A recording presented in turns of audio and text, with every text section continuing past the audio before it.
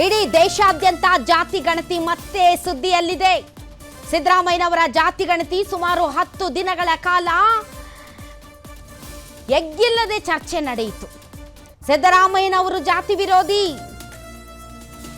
ಧರ್ಮಗಳ ನಡುವೆ ಜಾತಿಗಳ ನಡುವೆ ವಿಷಬೀಜವನ್ನ ಬಿತ್ತಿ ಜಾತಿ ಗಣತಿಯ ಮೂಲಕ ರಾಜಕೀಯ ಬೇಳೆಯನ್ನ ಬೇಯಿಸಿಕೊಳ್ಳೋದಕ್ಕೆ ಪ್ರಯತ್ನ ಪಡ್ತಾ ಇದ್ದಾರೆ ಅಂತ ಪ್ರತಿಪಕ್ಷಗಳು ಮುಗಿಬಿದ್ದಿದ್ದು. ಆದರೆ ಇವತ್ತು ಕೇಂದ್ರ ಸರ್ಕಾರ ಒಂದು ಮಹತ್ವದ ನಿರ್ಧಾರವನ್ನ ಪ್ರಕಟಿಸಿದೆ. ಸ್ವತಂತ್ರ ಭಾರತದ ನಂತರ ಭಾರತ ಸರ್ಕಾರ ಜಾತಿ ಗಣತಿಗೆ ಮುಂದಾಗಿದೆ. ಹೌದು, ಮುಂದೆ ನಡೆಯಲಿರುವಂತಹ ಜನಗಣತಿಯಲ್ಲಿ ಜಾತಿ ಗಣತಿಯನ್ನ ಕೂಡ ಮಾಡ್ತೇವೆ ಅಂತ ಇವತ್ತು ಕೇಂದ್ರ ಸರ್ಕಾರ ಘೋಷಣೆಯನ್ನ ಮಾಡಿದೆ. ಜಾತಿ ಗಣತಿ ನಡೆಯುತ್ತೆ. ಜಾತಿ ಗಣತಿಯ ಬಗ್ಗೆ ಅಧಿಕೃತವಾಗಿ ಕೇಂದ್ರ ಸರ್ಕಾರ ಘೋಷಣೆಯನ್ನ ಮಾಡಿದೆ. ಕಾಂಗ್ರೆಸ್ ಸೇರಿದಂತೆ ಇಂಡಿ ಅಲಯನ್ಸ್ ಏನಿತ್ತು ಅದು ಜಾತಿ ಗಣತಿಯ ಬಗ್ಗೆ ಸಂಸತ್ ಸೇರಿದಂತೆ ಬಹಳಷ್ಟು ಒತ್ತಡವನ್ನು ಕೇಂದ್ರ ಸರ್ಕಾರದ ಮೇಲೆ ಹೇರ್ತಾ ಇತ್ತು. ಆದರೆ ಕೇಂದ್ರ ಸರ್ಕಾರ ಇದಕ್ಕೆ ಹಿಂದೇಟು ಹಾಕ್ತಾ ಇತ್ತು. ಆದರೆ ಇವತ್ತು ಕೇಂದ್ರ ಸರ್ಕಾರ ಒಂದು ಮಹತ್ವದ ನಿರ್ಧಾರವನ್ನು ತೆಗೆದುಕೊಂಡಿದ್ದಾರೆ. ಅದು ಜಾತಿ ಗಣತಿ. ಈ ಜಾತಿ ಗಣತಿಯನ್ನ ಅನೌನ್ಸ್ ಮಾಡಿದ ಟೈಮಿಂಗ್ಸ್ ಮತ್ತು ಜಾತಿ ಗಣತಿಯಿಂದ ಬಿಜೆಪಿಗೆ ಆಗಬಹುದಾದಂತಹ ರಾಜಕೀಯ ಲಾಭ, ಜಾತಿ ಗಣತಿ ಅನ್ನೋದು ಪ್ರತಿಪಕ್ಷಗಳ ಮೇಲೆ ಮಾಡಿರುವಂತಹ ಮಾಸ್ಟರ್ ಸ್ಟ್ರೋಕ್, ಇದು ಬ್ರಿಲಿಯಂಟ್ ಅನೌನ್ಸ್ಮೆಂಟ್ ಅಂತ ಬಿಜೆಪಿ ಹೊಗಳ್ತಾ ಇದ್ದಾರೆ. ಸಿದ್ದರಾಮಯ್ಯನವರ ಹಾದಿಯಲ್ಲೇ ಕೇಂದ್ರ ಸರ್ಕಾರ ಕೂಡ ನಡೀತಾ ಇದೆ. ಸಿದ್ದರಾಮಯ್ಯನವರು ಮಾಡಿದರೆ ಜಾತಿಗಳ ನಡುವೆ ಬೆಂಕಿ ಹಚ್ಚುವ ಕೆಲಸ, ನೀವು ಮಾಡಿದರೆ ಅದು ನಿಜವಾಗಲೂ ಕೂಡ ಪಾರದರ್ಶಕತೆಯ ಕೆಲಸ ಅಂತ ಹೇಳ್ತಾನೆ ರಾಹುಲ್ ಗಾಂಧಿ ಅವರು ಈ ನಡೆಯನ್ನ ವೆಲ್ಕಮ್ ಮಾಡಿದ್ದಾರೆ. ಅದರ ಜೊತೆಗೆ ಕೆಲವೊಂದು ಸಲಹೆಗಳನ್ನು ಕೂಡ ಕೊಟ್ಟಿದ್ದಾರೆ. ಸೊ ಮತ್ತೆ ಜಾತಿ ಗಣತಿ ಜಟಾಪಟಿ ಶುರುವಾಗಿದೆ.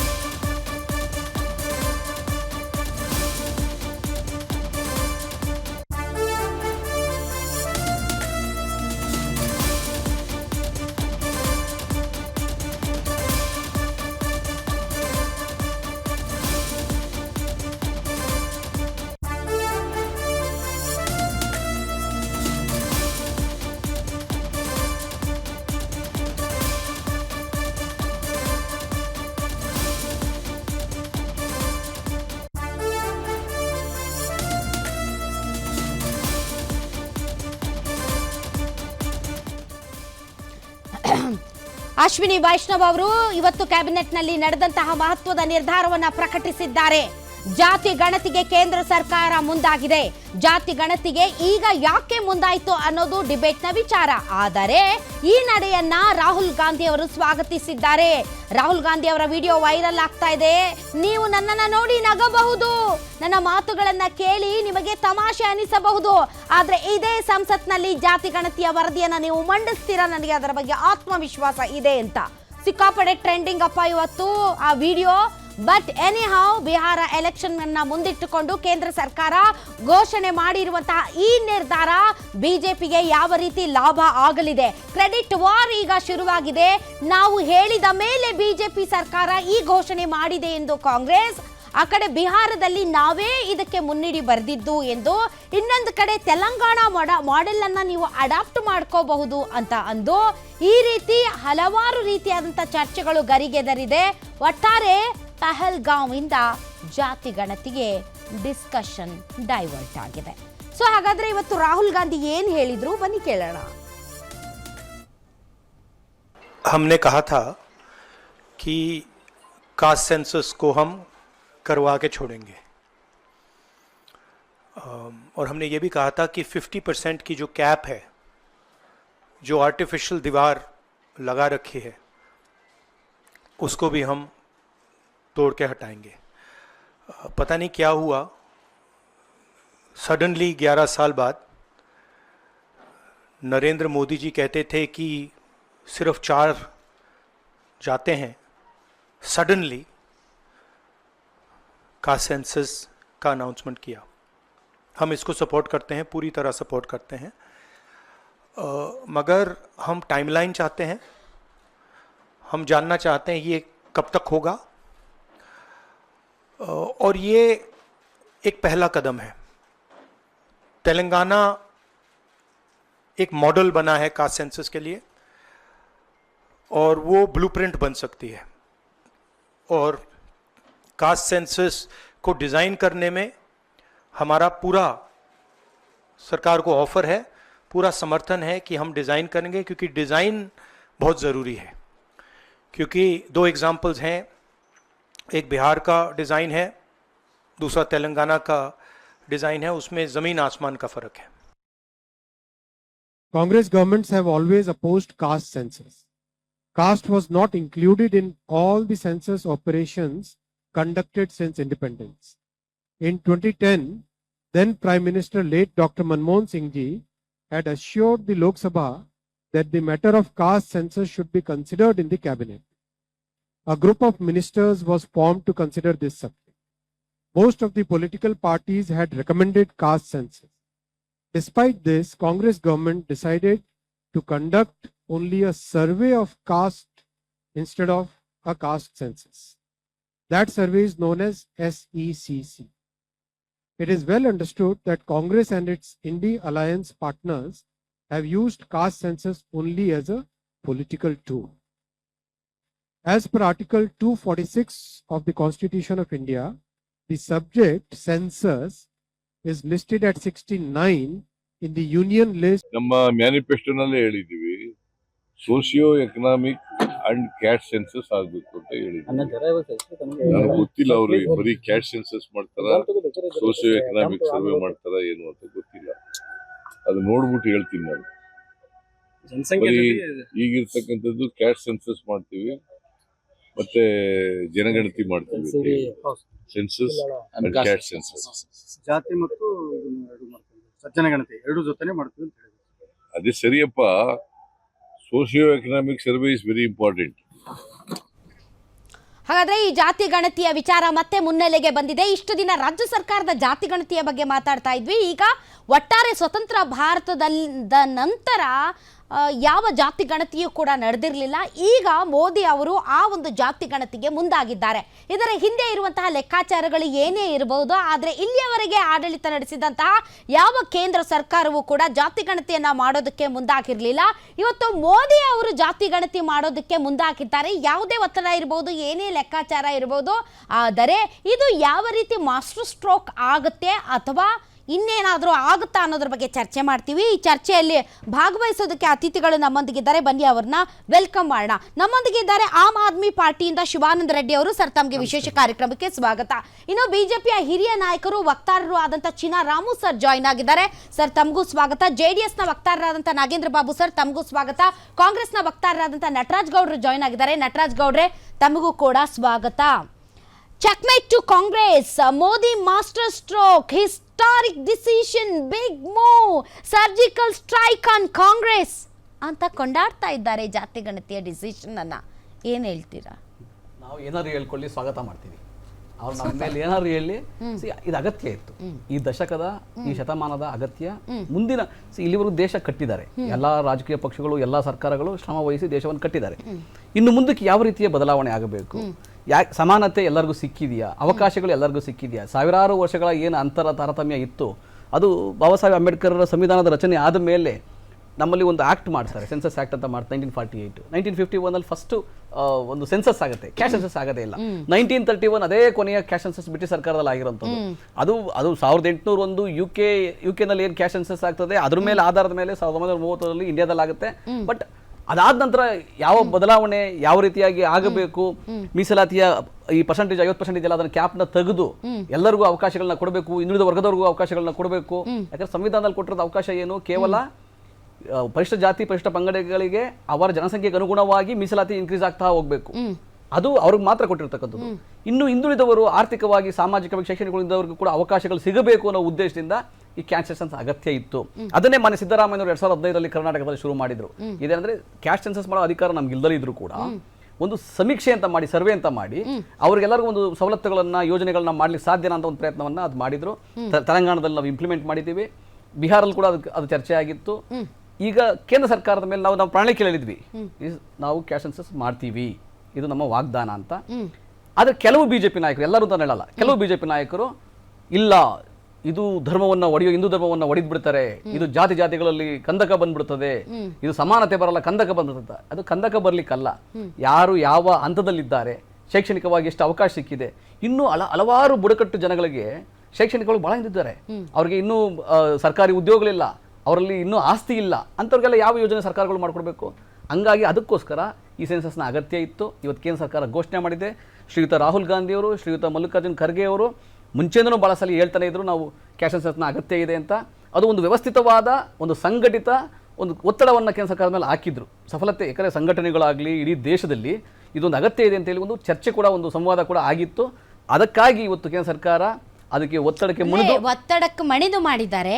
ಆದ್ರೆ ಸಹಜ ಪ್ರಕ್ರಿಯೆ ಎಂಬಂತೆ ಅಥವಾ SC ST OBC ಜನಗಳ ಸರ್ವತೋಮುಖ ಬೆಳವಣಿಗೆ ಮತ್ತು ಕಲ್ಯಾಣಕ್ಕೆ ಹಾಗೂ ನೀವೇ ಹೇಳಿದ ಹಾಗೆ ಇಡೀ ದೇಶದಲ್ಲಿ ಸಾಮಾಜಿಕವಾಗಿ, ಶೈಕ್ಷಣಿಕವಾಗಿ, ಆರ್ಥಿಕವಾಗಿ ಹಿಂದುಳಿದಿರುವಂತಹ ಕಟ್ಟಕಡೆಯ ವ್ಯಕ್ತಿಯನ್ನು ತಲುಪುವ ನಿಟ್ಟಿನಲ್ಲಿ ಜನಸಂಖ್ಯಾ ಬೆಳವಣಿಗೆಗೆ ಆಧಾರವಾಗಿ ಅನುಗುಣವಾಗಿ ಮಾಡಬಹುದಾದಂತಹ ಒಂದು ಸಹಜ ಪ್ರಕ್ರಿಯೆಯ ಭಾಗ ಅಂತ ಮೋದಿ ಅವರು ಮಾಡ್ತಾ ಇಲ್ಲ. ಬದಲಾಗಿ ರಾಹುಲ್ ಗಾಂಧಿ ಅವರು ಒತ್ತಡ ಹೇರಿರೋದ್ರಿಂದ ಆ ಒತ್ತಡಕ್ಕೆ ಮಣಿದು ಮಾಡ್ತಾ ಇದ್ದಾರೆ. ರಾಹುಲ್ ಗಾಂಧಿ ಅವರು ಒತ್ತಡಕ್ಕೆ ಮಣಿಬೇಕು, ಅವರು ದಂಡಿಗೆ ಎದುರ್ಲಿಲ್ಲ, ದಾಳಿಗೆ ಎದುರ್ಲಿಲ್ಲ, ಇವ್ರು ಯಾಕೆ ರಾಹುಲ್ ಗಾಂಧಿ ಅವರಿಗೆ ಎದುರು ಮಾಡ್ಬೇಕು? ಇಡೀ ದೇಶದಲ್ಲಿ ಕೆಲವು ಬಿಜೆಪಿಯವರು ಮಾತ್ರ ಇದು ಮಾಡ್ತಾ ಇದ್ರು, ಹಲವು ಬಿಜೆಪಿಗರಿಗೂ ಕೂಡ ಇಲ್ಲ, ಇದರ ಅಗತ್ಯ ಇದೆ. ಸರಿ ಸರ್, ಅಗತ್ಯ ಇದೆ, ಕರೆಕ್ಟು. ನಾನು ಹೇಳ್ತಾ ಇರೋದು ಇದಾಗಬೇಕು. 1931 ಇಟ್ಕೊಂಡು ಇಲ್ಲಿವರೆಗೆ ನಾವು ಅದನ್ನೇ ನಾವು ಮುಂದುವರಿಸ್ತೀವಿ ಅಂತಂದ್ರೆ ಅದೊಂದು ಹಾಸ್ಯಾಸ್ಪದ ಅಷ್ಟೇ. ಬಟ್ ರಾಹುಲ್ ಗಾಂಧಿ ಅವರು ಒತ್ತಡಕ್ಕೆ ಯಾಕೆ ಮಣಿಬೇಕು ಇವರು ಅಂತ ಈಗ ನೋಡಿ, ಯಾಕೆ ಟೈಮಿಂಗ್ ಏನು? ಇಲ್ಲ ಟೈಮಿಂಗ್ ನಾನು ಯಾವ ಟೈಮ್ ನಲ್ಲಿ ಮಾಡಿದ್ರು, ಯಾಕಾಗಿ ಮಾಡಿದ್ರು, ಯಾವ ನಾನು ಅಂದ್ಕೊಂಡಿರ್ಲಿಲ್ಲ. ನಾನು ಅನ್ಕೊಂಡಿದ್ದೆ ನಾನು ಮಧ್ಯಾಹ್ನದಿಂದ ಸರ್, ನಾನು ಪಾಕಿಸ್ತಾನ ಚಾನೆಲ್ಗಳಿಂದ ಹಿಡಿದು ಎಲ್ಲಾ ಚಾನೆಲ್ಗಳನ್ನ ನೋಡ್ತಾ ಇದ್ದೆ. ಯಾಕಂದ್ರೆ ಯುದ್ಧದ ಬಗ್ಗೆ ಏನಾಗ್ತಾ ಇದೆ, ಏನು ಸಮರಾಭ್ಯಾಸ ನಡೀತಾ ಇದೆ, ಗಡಿಯಲ್ಲಿ ಯಾವ ರೀತಿಯಾದಂತಹ ಸನ್ನಿವೇಶ ಇದೆ, ಮತ್ತು ಸಾಲು ಸಾಲು ಮೀಟಿಂಗ್ಗಳಲ್ಲಿ ಯಾವೆಲ್ಲ ಚರ್ಚೆಗಳು ನಡೆದಿದ್ದಾವೆ ಅನ್ನೋದ್ರ ಬಗ್ಗೆ ಫುಲ್ ತಲೆ ಕೆಡಿಸ್ಕೊಂಡು ನಾನು ಸ್ಟಡಿ ಮಾಡ್ತಾ ಇದ್ದೆ. ನಾನು ಜಾತಿ ಗಣತಿಯ ಬಗ್ಗೆ ಚರ್ಚೆ ಮಾಡ್ತೀನಿ ಅಂತ ಕನ್ಸಮನ್ಸಲ್ಲೇ ಅಂದ್ಕೊಂಡಿರ್ಲಿಲ್ಲ. ಸಮಯ ಸಂದರ್ಭ ಯಾವುದೇ ರೀತಿ ಇದ್ರೂ ಕೂಡ ಅವಶ್ಯಕತೆ ಇತ್ತು. ಇದು ನಾವು ಅದ್ ಹೇಳ್ತೀವಲ್ಲ, ಇದು ಸ್ವಾಗತ ಮಾಡ್ತೀವಿ. ಆಮೇಲೆ ಏನೇ ಹೇಳಿ ನಟರಾಜ್ ಗೌಡ್ರೆ, ಇವತ್ತು ರಾಹುಲ್ ಗಾಂಧಿ ಅವರು ಮಾತಾಡ್ತಾ ಇರ್ಬೇಕಾದ್ರೆ ಪದೇ ಪದೇ ಹೇಳ್ತಾ ಇದ್ದದ್ದು ತೆಲಂಗಾಣ ಮಾಡಲ್ ಇದೆ, ಡಿಸೈನ್ ಹಮ್ ಬನಾಯೆಂಗೆ, ತೆಲಂಗಾಣ ಮೇ ಹಮ್ನೆ ಕಿಯಾ ಹೇ, ಅದನ್ನ ಅಡಾಪ್ಟ್ ಮಾಡ್ಕೊಳ್ಳಿ ಅಂತೆಲ್ಲ ಒಂದು ಮಾತು ಕರ್ನಾಟಕದ ಹೇಳಿಲ್ವಲ್ಲ. ಇಂಪ್ಲಿಮೆಂಟ್ ಆಗಿಲ್ವಲ್ಲ. ಅಲ್ಲ, ಇಂಪ್ಲಿಮೆಂಟ್ ಆಗಿದೆಯೋ ಆಗಿಲ್ವೋ, ಬಟ್ ತೆಲಂಗಾಣಗಿಂತ ಅತಿ ಹೆಚ್ಚು ಚರ್ಚೆ ಆಗಿದ್ದು ತೆಲಂಗಾಣದಿಂದ ಅತಿ ಹೆಚ್ಚು ಚರ್ಚೆ ಆಗಿದ್ದು ಕರ್ನಾಟಕದ ಜಾತಿ ಗಣತಿ. ಒಂದು ಮಾತು ಅವ್ರ ಬಾಯಿಂದ ಬರ್ಲಿಲ್ವಲ್ಲ. ಅಂದ್ರೆ ಅವ್ರಿಗೂ ಅನಿಸಿದ್ಯಾ ಇಲ್ಲಿ ಪಾರದರ್ಶಕವಾಗಿ ನಡೆದಿಲ್ಲ ಅಂತ? This is not the model for result is different. Result ಬೇರೆ, ರಿಸಲ್ಟ್ ಅನೌನ್ಸ್ ಆಗಿಲ್ಲ ಜಾತಿ ಗಣತಿ ಅಥವಾ ನೀವು ಸಮೀಕ್ಷೆ ಅಥವಾ ಸರ್ವೆದು ಇನ್ನೂ ರಿಸಲ್ಟ್ ಅನೌನ್ಸ್ ಮಾಡಿಲ್ಲ ಇವರು. ಬಟ್ ಅದ್ರದ್ದು ಫಾರ್ಮೆಟ್ ಇದೆ ಅಲ್ಲ, ಒಂದ್ ನಿಮಿಷ ಕೇಳಿಸ್ಕೊಳ್ಳಿ. ಫಾರ್ಮೆಟ್ ಅಂತೂ ಇದೆಯಾ? ಸುಮಾರು ಎಷ್ಟು ಕೋಟಿ ಅಲ್ಲ ಸರ್, ಎಷ್ಟು ಕೋಟಿ? 162 ಕೋಟಿ ಖರ್ಚು ಮಾಡಿ ಒಂದು ಫಾರ್ಮೆಟ್ ಅಲ್ಲಿ ಮಾಡಿದಾರಲ್ಲ, ಅದು ಯಾಕೆ ಫಾರ್ಮೆಟ್ ಆಗಿಲ್ಲ? ಅದೇ ಯಾಕೆ ಅವ್ರಿಗೆ? ಇಲ್ಲ ಕೇಳಿಸ್ಕೊಳ್ಳಿ ರಾಧವ್ರ, ಏನ್ ಗೊತ್ತಾ, ಇದು ಸರ್ಕಾರವೇ ಇನ್ನು ಅಕ್ಸೆಪ್ಟ್ ಮಾಡ್ಕೊಂಡು ಅದನ್ನ ಇಂಪ್ಲಿಮೆಂಟ್ ಮಾಡಬೇಕಾಗಿದೆ. ಸರ್ಕಾರವೇ ಅಕ್ಸೆಪ್ಟ್ ಮಾಡ್ಕೊಂಡು ಇಂಪ್ಲಿಮೆಂಟ್ ಮಾಡದ ಒಂದು ವಿಷಯದ ಮೇಲೆ ನಮ್ಮ ವಿರೋಧ ಪಕ್ಷದ ನಾಯಕರು ಮಾತಾಡಕ್ಕೆ ಸಾಧ್ಯ ಆಗಲ್ಲ. ಆದ್ರೆ ನನ್ನ ಪಾಯಿಂಟ್ ಏನು ನನಗೆ ಅರ್ಥ ಆಯ್ತು ಸರ್. ಈಗ ಎಕ್ಸಾಮ್ ಬರೆಯುವ ಮಾಡೆಲ್ ಕ್ವಶನ್ ಪೇಪರ್ ಅಂತ ಕೊಡ್ತಾರೆ. ಆಲ್ರೆಡಿ ಮಾಡೆಲ್ ಕ್ವಶನ್ ಪೇಪರ್ ಕರ್ನಾಟಕದೊಂದಿದೆ, ತೆಲಂಗಾಣದೊಂದಿದೆ, ಬಿಹಾರದೊಂದಿದೆ. ಮಾಡೆಲ್ ನಾನು ಹೇಳೋದು ರಿಸಲ್ಟ್ ಅಲ್ಲ. ಮಾಡೆಲ್ ಕ್ವಶನ್ ಪೇಪರ್ಗೂ ಇದು ನಿಜವಾದ ಕ್ವಶನ್ ಪೇಪರ್ಗೂ ಒಂದು ವ್ಯತ್ಯಾಸ ಇದೆ ಸರ್. ಮಾಡೆಲ್ ಕರ್ನಾಟಕದಿದ್ರೂ ಕೂಡ ಒಂದು ಮಾತು ಕರ್ನಾಟಕದ ರಾಹುಲ್ ಗಾಂಧಿ ಅವರು ಹೇಳಿಲ್ಲ ಅಂದ್ರೆ ಅವ್ರಿಗೂ ಮೋಸ್ಟ್ಲಿ ಇದು ಪ್ರಾಮಾಣಿಕ ಪಾರದರ್ಶಕತೆ ಇದೆ ಅಂತ ಅನ್ಸಿಲ್ಲ. ಇಲ್ಲ ನಿಮ್ಮ ನಿಜ ಅಲ್ಲ. ಯಾಕಂದ್ರೆ ನೋಡಿ, ಯಾವುದೇ ಸರ್ಕಾರ ಅಧಿಕೃತ ಮಾಡದ ಹೊರತು ಅದನ್ನ ವಿರೋಧ ಪಕ್ಷದ ನಾಯಕರಾಗಿ ಅವ್ರು ಎತ್ಕೊಳ್ಳೋ ಸರ್ವ ಸಮಂಜಸ ಅಲ್ಲ. ತೆಲಂಗಾಣದಲ್ಲಿ ಅಧಿಕೃತವಾಗಿ ಅದನ್ನ ಇಂಪ್ಲಿಮೆಂಟ್ ಮಾಡಿದ್ದಾರೆ, ಅದಕ್ಕಾಗಿ ಎತ್ಕೊಂಡಿದ್ದಾರೆ. ಆದ್ರೆ ಕರ್ನಾಟಕನೇ ಇಡೀ ದೇಶದಲ್ಲಿ ಈ ಸಾಮಾಜಿಕ, ಆರ್ಥಿಕ, ಶೈಕ್ಷಣಿಕ ಸಮೀಕ್ಷೆ ಆಗ್ಲಿ, ಜಾತಿ ಜನಗಣತಿ ಆಗ್ಲಿ ಚರ್ಚೆ ಹುಟ್ಟಿ ಹಾಕಿರೋದೇ ಮಾನ್ಯ ಸಿದ್ದರಾಮಯ್ಯ 2015 ಇವತ್ತು ಅಶ್ವಿನಿ ವೈಷ್ಣವ್ ಅವರು ಆಯೋಗ. ಜಯರಾಮ್ ಅವರೇ, ಇವತ್ತು ಅಶ್ವಿನಿ ವೈಷ್ಣವ್ ಅವರು ಜಾತಿ ಗಣತಿಯ ಬಗ್ಗೆ ಮಾತಾಡ್ತಾ ಕಾಂಗ್ರೆಸ್ ಸರ್ಕಾರ ಮಾಡಿದೆ, ಕಾಂಗ್ರೆಸ್ ಮತ್ತು ಇಂಡಿಯಾ ಅಲಯನ್ಸ್ ಬಹಳಷ್ಟು ಕಡೆ ಮಾಡಿದವೆ ಜಾತಿ ಗಣತಿ, ಅದು ಅವ್ರ ಸಬ್ಜೆಕ್ಟ್ ಅಲ್ಲ, ಅದು ಕೇಂದ್ರದ ಸಬ್ಜೆಕ್ಟು, ನಾವು ಮಾಡ್ತೀವಿ, ಆದರೆ ಮಾಡಿರೋದು ಪ್ರಾಮಾಣಿಕವಾಗಿಲ್ಲ, ಪಾರದರ್ಶಕವಾಗಿಲ್ಲ ಅಂತ ಹೇಳಿದ್ರು. ಇವಾಗ ಇವ್ರು ಮಾಡಿದರೆ ಪ್ರಾಮಾಣಿಕ ಪಾರದರ್ಶಕ ಅಲ್ಲ. ಅವರು ಸರ್ವೆ ಅಂತ ಮಾಡಿದ್ದಾರೆ ಬಿಡಿ, ಗಣತಿ ಅಂತ ಮಾಡಿಲ್ಲ. ಸೊ ನಾವು ಮಾಡೋದು ಮಾತ್ರ ಕರೆಕ್ಟು, ಅವ್ರು ಮಾಡೋದು ಸರಿ ಇಲ್ಲ ಅಂತ ಅವ್ರು ಹೇಳಿದರು. ಬಿಟ್ಟಾಕಿ, ಅದನ್ನು ನನ್ನ ಪೊಲಿಟಿಕ್ಸ್ ಮಾಡೋಕ್ಕೆ ಹೋಗೋದಿಲ್ಲ. ಬಟ್ ತಾವು ಒಬ್ಬ ದಲಿತ ಸಮುದಾಯಕ್ಕೆ ಸೇರಿದಂತಹ ಒಬ್ಬ ನಾಯಕರಾಗಿ ನಾನು ನಿಮ್ಮದು ನನ್ನ ಜನ ಅನಾಥ ಅನ್ನೋದನ್ನು ಕೂಡ ನಾನು ಓದಿರೋದ್ರಿಂದ ನಾನು ಹೇಳ್ತಾ ಇದ್ದೀನಿ, ಇದು ತುಂಬ ಅತ್ಯಗತ್ಯವಾಗಿತ್ತು ಅಂತ ತಮಗನ್ಸುತ್ತಾ? ದೇಶಕ್ಕೆ ಸ್ವತಂತ್ರ ಬಂದಾಗ ಬಾಬಾ ಸಾಹೇಬ್ ಅಂಬೇಡ್ಕರ್ ಅವರು ಸಮಾನತೆ, ಸೋದರತ್ವ ಮತ್ತು ಸ್ವಾತಂತ್ರ್ಯ ಅಂತಕ್ಕಂಥ 3 ವೇದ ಘೋಷಗಳನ್ನ ಸಂವಿಧಾನದಲ್ಲಿ ಘೋಷಣೆ ಮಾಡಿದ್ರು. ಆದ್ರೆ ಆ ಸಂದರ್ಭಕ್ಕೆ SC ಮೀಸಲಾತಿ ಕೊಟ್ಟರು. SC ಮೀಸಲಾತಿ ಕೊಟ್ಟ ಮೇಲೆ ಕಾಂಗ್ರೆಸ್ ಅವರಿಗೆ ಈ ಜಾತಿ ಗಣತಿ ಆಗಲಿ, ಈ ಸಮಾಜದ ಸರ್ವತೋಮುಖ ಅಭಿವೃದ್ಧಿ ಆಗಲಿ, ಸಾಮಾಜಿಕ ನ್ಯಾಯ ಆಗಲಿ ಬೇಕಾಗಿರ್ಲಿಲ್ಲ. ಇಲ್ಲೇ ಬಿಟ್ಕೊಂಡು ಬಂದ್ರು. VP ಸಿಂಗ್ ಮಂಡಲ ಆಯೋಗ ಅಂತ ರಚನೆ ಮಾಡಿ ಹಿಂದುಳಿದ ಜಾತಿಗಳಿಗೆ ಒಂದು ನ್ಯಾಯ ಕೊಡುವಂತಕ್ಕೆ ಬಂದ್ರು. ಅದಾದ್ಮೇಲೆ ಮೇಲ್ವರ್ಗದಲ್ಲಿರ್ತಕ್ಕಂಥ ಎಷ್ಟೋ ಜಾತಿಗಳು ಪಾಪ ಬಡವರಿದ್ದಾರೆ, ಇವತ್ತು ಕಟ್ಟು ಬಡವರಿದ್ದಾರೆ, ಅವ್ರ ಪರವಾಗಿ ಧ್ವನಿ ಎತ್ತ ಕೆಲಸ ಕಾಂಗ್ರೆಸ್ ಅವ್ರು ಮಾಡಲಿಲ್ಲ. 60 ವರ್ಷ ನಿರಂತರವಾಗಿ ದೇಶ ಆಳದಂತವ್ರು ಇವರು. ಒಂದು ದಿನ ಜಾತಿ ಗಣತಿ ಬಗ್ಗೆ ಆಗ್ಲಿ, ಸಾಮಾಜಿಕ ನ್ಯಾಯದ ಗಣತಿ ಆಗ್ಲಿ ಯಾಕೆ ಮಾಡ್ಲಿಲ್ಲ? ಇವರು ಮಾಡ್ಲಿಲ್ಲ, ಬೇಕಾಗಿರ್ಲಿಲ್ಲ. ರಾಜ್ಯದಲ್ಲಿ ಸಿದ್ದರಾಮಯ್ಯನವರು ನಾನು ಮಹಾನ್ ನಾಯಕ, ಹಿಂದುಳಿದ ನಾಯಕ, ಅಹಿಂದ ನಾಯಕ ಅಂತ ಕೊಚ್ಕೊಂಡು ನೀವು ಜಾತಿಗಳ ಮಧ್ಯೆ ಬೆಂಕಿ ಹಚ್ಚಿದ್ರಿ, ಜಾತಿಗಳ ಮೇಲೆ ಧರ್ಮಗಳು ತಂದ್ರಿ. ಅವ್ರು ಮಾಡಿದ್ರೆ ಜಾತಿ ನೀವು ಮಾಡೋದು ಪಾರದರ್ಶಕವಾಗಿ ನೀವು ಮಾಡಿಲ್ಲ ಅನ್ನೋದಕ್ಕೆ ನಿಮ್ಮದೇ ಪಕ್ಷದ ಪಾರದರ್ಶಕ ಬೇರೆ, ಜಾತಿ ಗಣತಿ ಜಾತಿಗಳ ನಡುವೆ ಬೆಂಕಿ ಹಚ್ಚೋ ಕೆಲಸ ಅಂತ ನೀವು ಹೇಳ್ತಾ ಇರೋದು. ನಿಮ್ಗೆ ಕ್ಲಾರಿಟಿ ಇರ್ಲಿ, ಜಾತಿ ಗಣತಿ ಜಾತಿ ನಡುವೆ ಬೆಂಕಿ ಹಚ್ಚೋ ಕೆಲಸನಾ? ಜಾತಿಗಳಂತಂದ್ರೆ ಸತ್ಯನ ಮಾಡಲಿಲ್ಲ ಇವರು. ಎಲ್ಲೋ ಒಂದ್ ಕಡೆ ನಾಟಕ ಆಡೋ ಕೆಲಸ ಮಾಡ್ಕೊಂಡು, ಈ ಜಾತಿಗಳನ್ನ ಒಡೆಯೋ ಕೆಲಸ ಮಾಡ್ಕೊಂಡು, ಇವತ್ತು ಒಕ್ಕಲಿಗರು ನಾವು ಸಂಖ್ಯೆ ಕಮ್ಮಿ ಇದೀವಿ ಅನ್ನೋ ಒಂದು ತೋರಿಸಿದಾರೆ ಅಂತ ಅವ್ರು ಕೂಗಾಡ್ತಾ ಇದಾರೆ. ಲಿಂಗಾಯತರು ನಮಗೆ ಕಮ್ಮಿ ಮಾಡ್ಬಿಟ್ಟಿದ್ದಾರೆ ಅಂತ ಅವ್ರದೇ ಪಕ್ಷದವರು. ಬಿಜೆಪಿ ಅವ್ರು ನಾವ್ ಏನ್ ಬೇಕೋ ಮಾತಾಡ್ಬೋದು, ಆದ್ರೆ ಕಾಂಗ್ರೆಸ್ ನಲ್ಲಿ ಇರ್ತಕ್ಕಂಥ ಬಿಜೆಪಿ ಅವ್ರು ಏನ್ ಬೇಕಾದ್ರೂ ನೀವು ಮಾತಾಡಬಾರ್ದು, ಅವ್ರು ಏನಾದ್ರೂ ಮಾತಾಡ್ಲಿ, ಆದ್ರೆ ನೀವು ಮಾತಾಡಬಾರ್ದು. ಯಾಕೆ ಅಂತಂದ್ರೆ ಜಾತಿ ಗಣತಿಯಲ್ಲಿ ಅತಿ ಹೆಚ್ಚು ಸಂಖ್ಯೆಯಲ್ಲಿರೋರು ಯಾರು, ಅತಿ ಹೆಚ್ಚು ಹಿಂದುಳಿದವರು ಯಾರು, ಅತಿ ಹೆಚ್ಚು ಶೈಕ್ಷಣಿಕವಾಗಿ ಹಿಂದುಳಿದವರು ಯಾರು, ಅತಿ ಹೆಚ್ಚು ಆರ್ಥಿಕವಾಗಿ ಹಿಂದುಳಿದವರು ಯಾರು ಅನ್ನೋದು ಟೀಕೆ ನಿಮ್ಮಿಂದ ಆಗಬಾರ್ದು. ಯಾಕೆ ಅಂತ ನಿಮಗೂ ಗೊತ್ತು.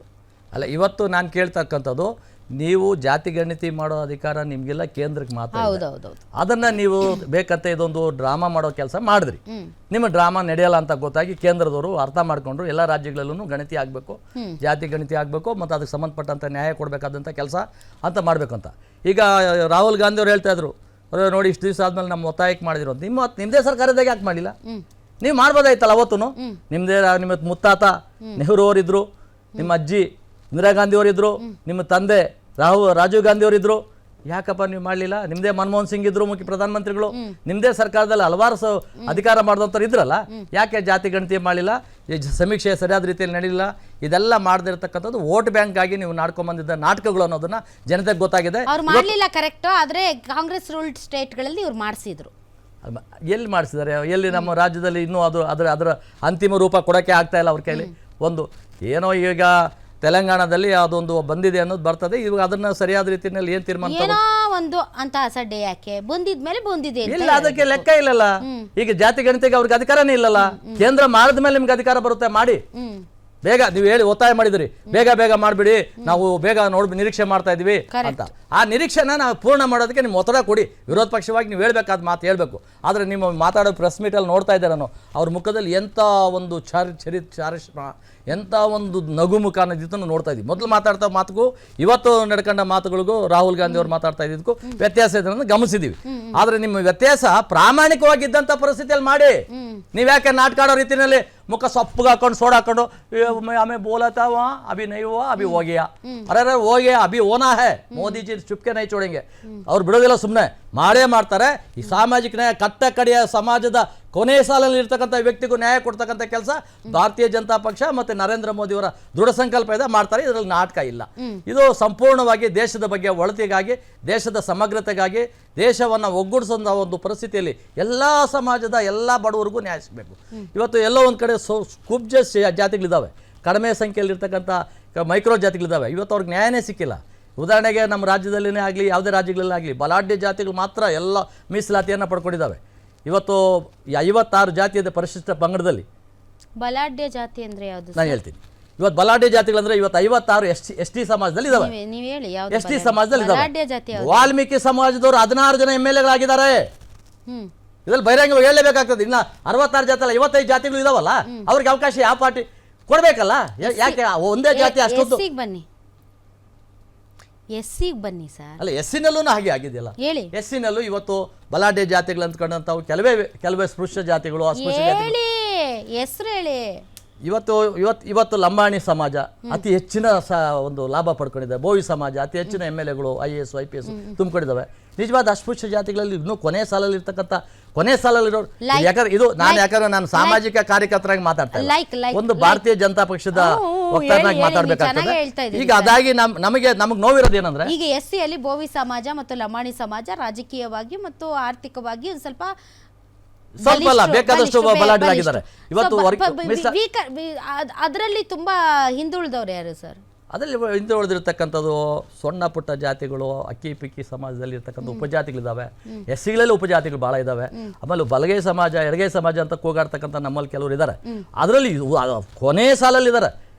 ಅವ್ರ ಕತೆ ಏನು? ಸಮಗಾರರಂತಿದ್ದಾರೆ, ಅವರು ಚಮ್ಮಾರರಂತಿದ್ದಾರೆ, ಮೋಚಿಗಳಂತಿದ್ದಾರೆ.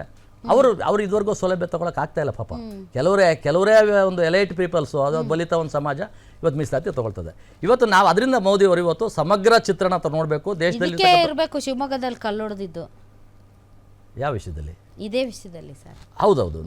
ನಾನು ಯಾವ್ದು ಹೊಡೆದ್ರು ನನಗೆ ಸರಿಯಾಗಿ ಅದು ಈ ಜಾತಿ ಗಣತಿ ವಿಷಯದಲ್ಲಿ ರಾಜಕಾರಣ ಮಾಡಕ್ಕೆ ನಾನು ಇಷ್ಟಪಡಲ್ಲ. ಇವತ್ತು ಏನು ಕೇಂದ್ರ ಸರ್ಕಾರ ಲಂಬಾಣಿ ಸಮುದಾಯ ಸರ್, ಲಂಬಾಣಿ ಸಮಾಜ ಅವ್ರದ್ದು ಆ ಲೋಕಲ್ ರಾಜಕಾರಣ ಅಲ್ಲ. ಬೊಮ್ಮಾಯಿ ಅವ್ರು ಮಾಡಿದ್ರಲ್ಲ ಅವಾಗ ಅದನ್ನ ಮಾಡಿಸಿದ್ರು, ಕಾಂಗ್ರೆಸ್ ಅವ್ರು ಮಾಡಿಸಿದ್ರು.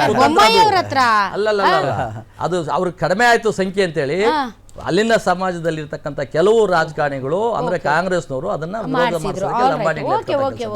ಅಮಾಯಕ ಜನ ಗೊತ್ತಿಲ್ಲ. ಅವರು ತಾಂಡಗಳಲ್ಲಿ ಇರ್ತಕ್ಕಂಥವ್ರು ಎಲ್ಲೋ ಒಂದು ಸ್ವಲ್ಪ ವಿದ್ಯಾಭ್ಯಾಸನೂ ಕಡಿಮೆ ಇರ್ತದೆ. ಎಚ್ಚರಿಕೆಯಿಂದ ಮಾತಾಡಿ ಚೀನಾರಾಮು ಸರ್. ಅಲ್ಲ, ಕರೆಕ್ಟ್ ಆಗಿದೆ ನಾನು ಹೇಳ್ತಾರೆ. ಯಾಕಂದ್ರೆ ಸಮಾಜಕ್ಕೆ ಕೊನೆಯಲ್ಲಿ ಇರ್ತಕ್ಕಂಥ ಜನ ಎಲ್ಲೋ ಒಂದ್ ಕಡೆ ಅವ್ರಿಗೆ ಗೊತ್ತಾಗಲ್ಲ. ನಮ್ಮ ಲಂಬಾಣಿಗಳಿಗೆಲ್ಲ ಅನ್ಯಾಯ ಆಗ್ಬಿಡ್ತಂತೆ, ನಡೀರೋ ಉದ್ದ ಮಾಡೋಣ. ಹೊಡಿಬೇಕಾದ ಅವಶ್ಯಕತೆ ಇಲ್ಲ. ಬಾಬಾ ಸಾಹೇಬ್ ಅಂಬೇಡ್ಕರ್ ಅನುಯಾಯಿಗಳು ಯಾರು ಈ ರೀತಿ ಹಿಂಸಾಚಾರಕ್ಕೆ ಹೋಗೋದಿಲ್ಲ, ನ್ಯಾಯ ಮಂಡಿಸ್ತಾರೆ. ಬಾಬಾ ಸಾಹೇಬ್ ಅಂಬೇಡ್ಕರ್ ಮಹಾ ಆಲ್ ರೈಟ್, ಓಕೆ, ಸರಿ, ಆಯ್ತು. ನಾಗೇಂದ್ರ ಬಾಬು ಸರ್, ಈಗ ಈ ಒಂದು ಜಾತಿ ಗಣತಿ ವಿಚಾರ ಇವತ್ತು ನೀವು ಡಿಸ್ಕಸ್ ಮಾಡ್ತೀರಿ ಅಂತ ಅನ್ಕೊಂಡಿದ್ರೆ ನೋಡಿ,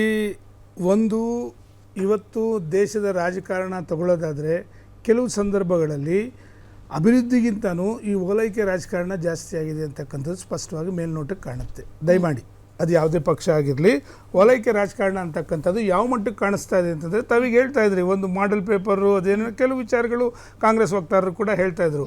ಯಾಕೆ ಕರ್ನಾಟಕದ ಒಂದು ಕ್ವಶನ್ ಪೇಪರ್ ತಗೊಳ್ಳಿಲ್ಲ ಅಂದರೆ ಕ್ವಶನ್ ಪೇಪರ್ ಲೀಕ್ ಆಗಿತ್ತು. ದಯಮಾಡಿ ಕ್ವಶನ್ ಪೇಪರ್ ಲೀಕ್ ಆಗಿತ್ತು, ಇಲ್ಲಿ ಆನ್ಸರ್ಗಳು ಬರೆದು ಬಿಡ್ತಾರೆ ಅಂತ ಹೇಳಿ.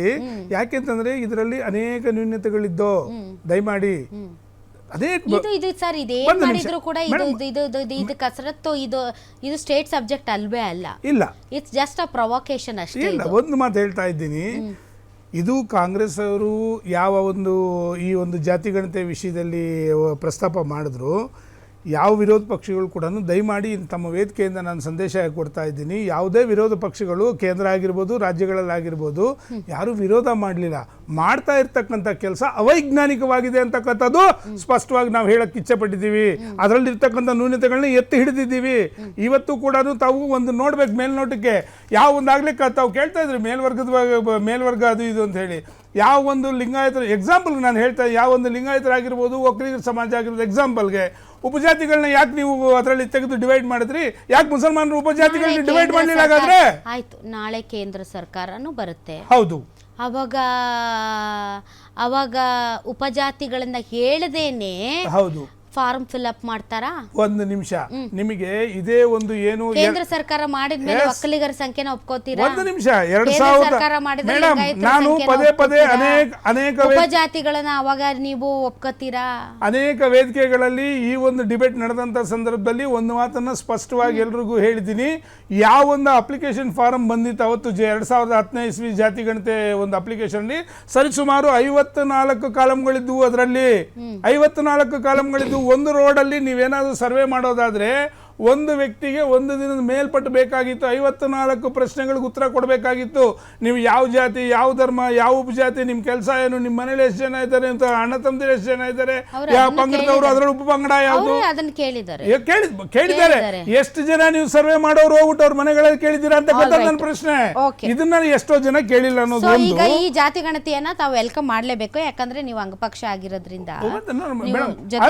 ಇಲ್ಲೂ ಕೂಡ ನಾವು ಆಗ್ರಹ ಮಾಡ್ತಾ ಇದ್ದೀವಿ. ಯಾವುದೇ ಕಾರಣಕ್ಕೂ ಕಾಂಗ್ರೆಸ್ ಅವ್ರು ಮಾಡಿದ ರೀತಿಯಲ್ಲಿ, ಕರ್ನಾಟಕದ ಮಾಡಿದ ರೀತಿಯಲ್ಲಿ ಮಾಡಕೂಡ್ದು ಅಂತಕ್ಕಂಥ ನಮ್ಮ ಆಗ್ರಹ ಇವತ್ತೇ ಹೇಳ್ತಾ ಇದ್ದೀವಿ.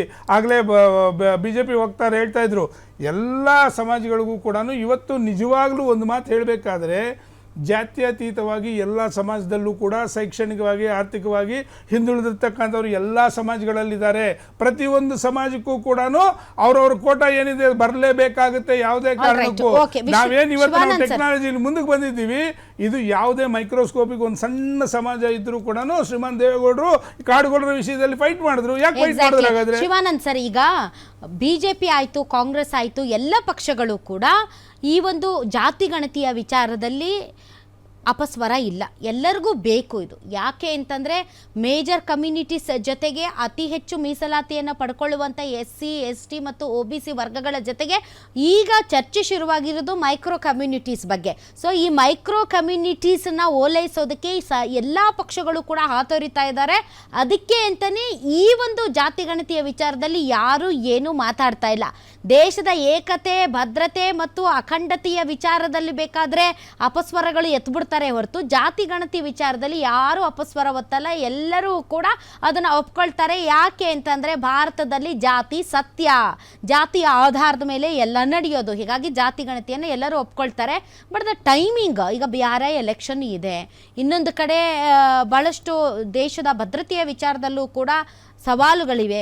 ಇಂತಹ ಸಂದರ್ಭದಲ್ಲಿ ಈ ಜಾತಿ ಗಣತಿ ಅನ್ನೋ ವಿಚಾರ ಏನು ಮುನ್ನೆಲೆಗೆ ಬಂದಿದೆ ಸರ್, ಇದರ ಟೈಮಿಂಗ್ ಬಗ್ಗೆ ತಾವೇನು ಹೇಳ್ತೀರಿ? ನೋಡಿ ಮೇಡಮ್, ಇದು ಜಾತಿ ಗಣತಿ ಇಷ್ಟು ವರ್ಷ ಯಾಕೆ ಮಾಡಲಿಲ್ಲ ಒಂದು ಕ್ವಶನ್. ಮತ್ತು ನರೇಂದ್ರ ಮೋದಿ ಅವರು ಹೇಳಿದ್ರು 4 ಜಾತಿ ನಮ್ಮ ದೇಶದಲ್ಲಿರೋದು, ಯುವಕರು, ಯುವತಿಯರು, ಬಡವರು ಮತ್ತು ಕೃಷಿಕರು ಅಂತ. ಬ್ರಿಟಿಷರ ಕಾಲದಲ್ಲೇ ಜಾತಿ ಅದು ಗಣತಿ ನಡೆದಿದೆ. ಅವ್ರದ್ದು 4175 ಎಷ್ಟೋ ಹೇಳಿದ್ರು. ಅಂದರೆ ಇವ್ರಿಗೆ ಅರಿವಿರಲಿಲ್ವಾ? ಮತ್ತೆ ಮೀಸಲಾತಿ ಕೊಟ್ಟಿದ್ದಾರೆ. ಆವಾಗ ಏನ್ ಮಾಡಿದ್ದಾರೆ, ಸಾಮಾಜಿಕ, ಶೈಕ್ಷಣಿಕ ಮತ್ತೆ ಆರ್ಥಿಕವಾಗಿ. ಒಂದು ನಿಮಿಷ, ನಾನು ಕಾಂಗ್ರೆಸ್ನವ್ರು ಹೇಳ್ತಾ ಇದ್ದೀನಿ, ಬಿಜೆಪಿನವ್ರು ಹೇಳ್ತಾ ಇದ್ದೀನಿ. ಇರ್ರಿ, ನೀವು ಮಾತಾಡ್ಬೇಕಾದ್ರೆ ನಾಗೇಂದ್ರ ಸರ್, ನನ್ನನ್ನು ಮಾತಾಡಕ್ಕಲ್ಲ. Nagendra sir, JDS, Congress, BJP 3 ಜನ ಅವ್ರಿಗೆ ಸಮಾನ ಶತ್ರುಗಳಾದ್ರಿಂದ ಎಲ್ಲರೂ ಕೇಳ್ತಾ ಇದ್ದಾರೆ. ದೇವೇಗೌಡನು ಮಾಡ್ಲಿಲ್ಲ, ಸುಮ್ಮನೆ ಇರಿ. ದೇವೇಗೌಡ ಮಾಡ್ಲಿಲ್ಲ.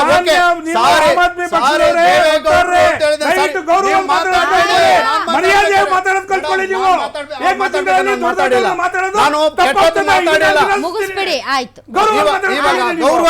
ಸಾರಿ, ದೇವೇಗೌಡರು ಮಾಜಿ ಪ್ರಧಾನಮಂತ್ರಿ. ಯು ಆರ್ ಹ್ಯಾಪಿ ನಾವು ಕಮಿಂಗ್ ಟು ದಿ ಪಾಯಿಂಟ್. ಮೀಸಲಾತಿ ಹೆಂಗ್ ಕೊಟ್ರು? 1961ನಲ್ಲಿ ಎಲ್ಲ ಸ್ಕೂಲುಗಳಿಗೆ ಹೋಗ್ಬಿಟ್ಟು ಅವರು 1,50,000 ಸ್ಕೂಲುಗಳಿರ್ಬೋದು, ಸ್ಯಾಂಪಲ್ ಬೇಸ್ನಲ್ಲಿ ತಗೊಂಡ್ರು. ನಿಮ್ಮಪ್ಪ ಏನು, ನೀನೇನು, ಎಷ್ಟು ಜನ ಇದ್ದಾರೆ, ಏನು ಕೆಲಸ ಮಾಡ್ತಾರೆ ಅಂತ ಅಂದ್ಬಿಟ್ಟು ಅಲ್ಲಿಂದ ಶುರುವಾಗಿ ಒಳ ಮೀಸಲಾತಿ ಕೊಡ್ತಾ ಇದ್ದಾರೆ. ಕರೆಕ್ಟಾ? ಇವತ್ತು ನರೇಂದ್ರ ಮೋದಿಯವರಾಗಲಿ ಕಾಂಗ್ರೆಸ್ನವರಾಗಲಿ ಇವರು ಮೀಸಲಾತಿ ಕೊಡಬೇಕು, ಬಡವ್ರಿಗೆ ಒಳ್ಳೇದಾಗಬೇಕು, ಶೈಕ್ಷಣಿಕ ಆರ್ಥಿಕವಾಗಿ ಸಮಾಜದಲ್ಲಿ ಬೆಳೀಬೇಕು, ಜನಗಳು ಚೆನ್ನಾಗಿರಬೇಕು ಅಂತ ಅಂದ್ಬಿಟ್ಟು ಯಾವ ಉದ್ದೇಶದಲ್ಲಿ ಕಾಂಗ್ರೆಸ್ನವರು BJPನವ್ರು ಇಲ್ಲ. ಇವತ್ತು ಅದಕ್ಕೆ ಸಾಕ್ಷಿ ಇಷ್ಟು ವರ್ಷ ಬಿಟ್ಕೊಂಡು ಬಂದಿರೋದೇ ಅದೇ ಸಾಕ್ಷಿ. ಮತ್ತೆ ಬಜೆಟ್ನಲ್ಲಿ ಜಾತಿ ಗಣತಿಗೆ ಏನಾದರೂ ಬಡ್ಜೆಟ್ ಮಾಡಿದ್ರಾ? ಬಡ್ಜೆಟ್ ಅಲೋಕೇಶನ್ ಮಾಡಿದ್ರಾ? ಮತ್ತು ಇನ್ನೊಂದು, ಇವತ್ತು ಪುಲ್ವಾಮಾ ದಾಳಿ ಇರ್ಬೋದು, ಪಠಾನ್ಕೋಟದಲ್ಲಿರ್ಬೋದು, ಏನೋ ಅದ್ಯಾವುದೋ ಇನ್ನೊಂದು ಉರಿ ದಾಳಿ ಇರ್ಬೋದು, ಮತ್ತು ಇನ್ನೊಂದು ಅಮರನಾಥ ಯಾತ್ರೆ ದಾಳಿ ಇರ್ಬೋದು, ಇಂಥವು ತುಂಬ ದಾಳಿಗಳಾಗಿವೆ. ಮತ್ತು ಸಾವಿರಾರು ಜನ ಸೈನಿಕರು ಇಷ್ಟು ವರ್ಷ ಸತ್ತಿದ್ದಾರೆ. ಮತ್ತು ಇವತ್ತು ಪಹಲ್ಗಾಮ್ ಇದು ಇದ್ದಾಗ ಇವರು ಜಾತಿ ಗಣತಿಗೆ ಕೈ ಹಾಕಿದ್ದಾರೆ ಅಂದರೆ ಇದು ರಾಜಕೀಯ ಉದ್ದೇಶ. ಇವರು ಎಷ್ಟೋ ಮುಂಚೆ ರಾಜಕೀಯ ಉದ್ದೇಶ. ಒಂದು ನಿಮಿಷ ನಾನು ಹೇಳ್ತೀನಿ. ಇವತ್ತು ಜನರನ್ನ ಮನಸ್ಸನ್ನು ಡೈವರ್ಟ್ ಮಾಡಬೇಕು, ಜಾತಿ ಗಣತಿ ಅಂತ ಶುರು ಮಾಡಿ. ಇದು ಇವ್ರಿಗೆ ಒಂದೇ ಒಂದು ಉದ್ದೇಶ, ಡೈವರ್ಟ್ ಮಾಡಬೇಕು. ಯಾವುದೇ ಇಶ್ಯೂ ಬಂದರೆ ಮುಂಚೆ ಪ್ರೈಮ್ ಮಿನಿಸ್ಟರ್ಗಳು ಎಷ್ಟೋ ಜನ ಈ ಥರ ಆದಾಗ ಅವ್ರು ರಿಸೈನ್ ಮಾಡಿದ್ದಾರೆ, ನೈತಿಕತೆ ಒತ್ತು. ಇವತ್ತು ಪ್ರೈಮ್ ಮಿನಿಸ್ಟರ್ ಆಗಲಿ, ಅಮಿತ್ ಶಾ ಆಗಲಿ, ಅವರೆಲ್ಲ ರಾಜನಾಥ್ ಸಿಂಗ್ ಆಗಲಿ ಎಲ್ಲ ರಿಸೈನ್ ಮಾಡಿ ಬೇರೆಯವ್ರಿಗೆ ಪಟ್ಟ ಕಟ್ಟಬೇಕು. They are unable to control ಜಾತಿ ಗಣತಿ. ಹೌದ್ರಿ, ಜಾತಿ ಗಣತಿ ಬಗ್ಗೆ ಯಾಕ್ರಿ ಇಷ್ಟು ವರ್ಷ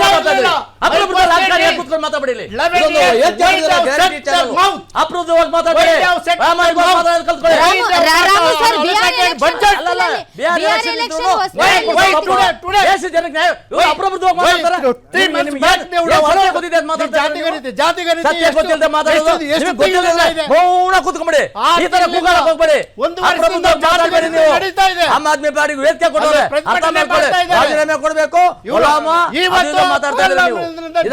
ನೀವು ಡೈರೆಕ್ಟ್ ಆಗಿ ವಿಷಯಕ್ಕೆ ಬನ್ನಿ, ವಿಷಯಕ್ಕೆ ಮಾತಾಡಿ. ಇವತ್ತು ಜಾತಿ ಗಣತಿ ಮಾಡ್ಬೇಕಾ ಮಾಡ್ಬಾರ್ದು ಅದನ್ನ ಹೇಳಿ.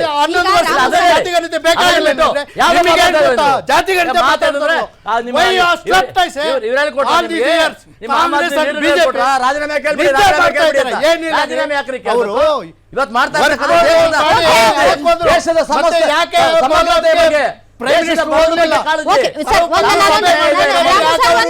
ಬ್ರೇಕ್ ತಗೊಳ್ಬೇಕು. ಯಾಕೆ ಅಂತಂದ್ರೆ ನನಗೆ ಅವಕಾಶ ಒಂದ್ ನಿಮಿಷ ಆಯ್ತು ಮಾತಾಡೋಣ ಸರ್, ತಡ್ರಿ ನಾ ಬ್ರೇಕ್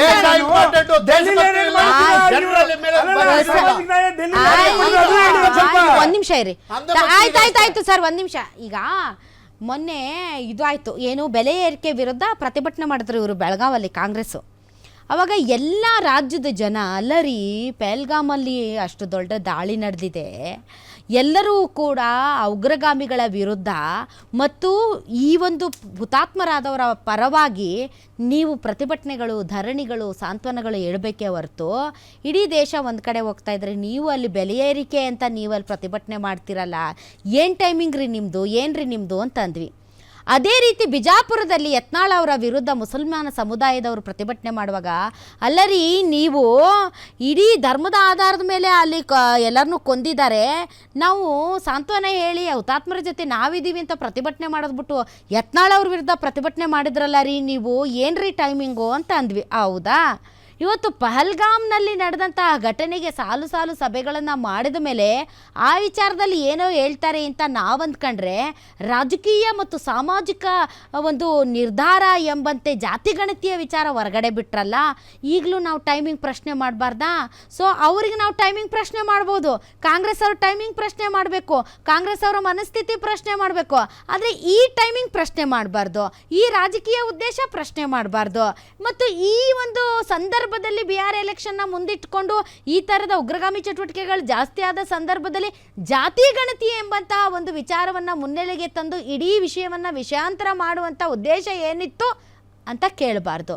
ಸಿದ್ದರಾಮಯ್ಯನವರು ಜಾತಿ ಗಣತಿ ಮಾಡಿದಾಗ ಅವರೊಬ್ಬ ದೇಶ ವಿರೋಧಿ, ಅವರೊಬ್ಬ ಜಾತಿ ವಿರೋಧಿ, ಅವರೊಬ್ಬ ಧರ್ಮ ವಿರೋಧಿ.